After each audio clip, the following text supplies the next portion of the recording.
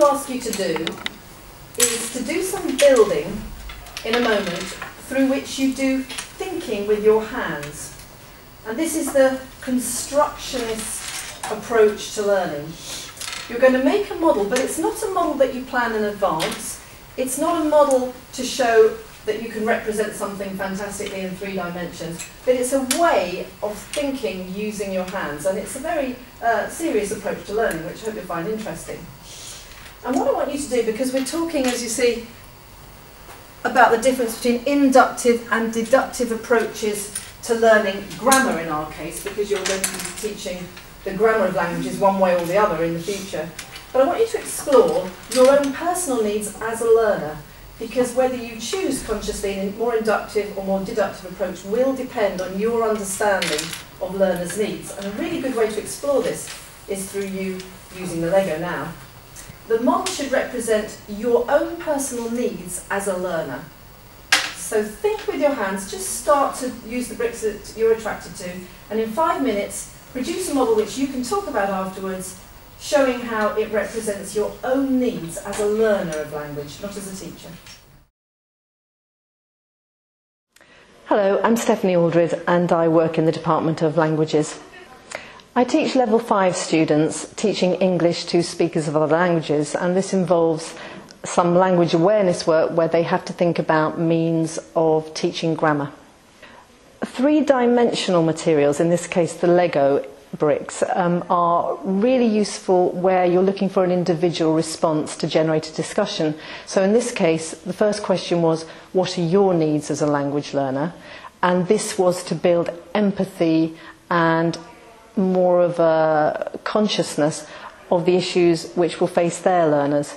So to begin this discussion, they actually started to build a representation in Lego, thinking with their fingers. I was wanting to bring the students towards an exploration of inductive versus deductive approaches to teaching grammar. You know, how far you let your learners work out the patterns for themselves and how far you place the rules up front in the discussion.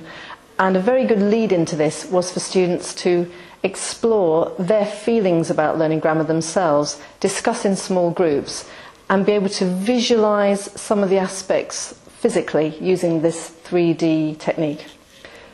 I went down the road of using the Lego because actually if you ask people what are your needs as a language learner, it's rather an abstract question and also a slightly exposing one too.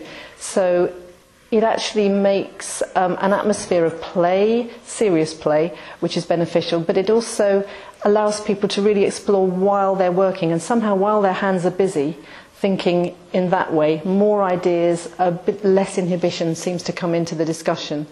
There's also humour as well. The use of colour is nice, the sensation of playing with something familiar from childhood is very comforting, and I found it actually generated a much more natural discussion than if I'd just gone to the question cold, as it were.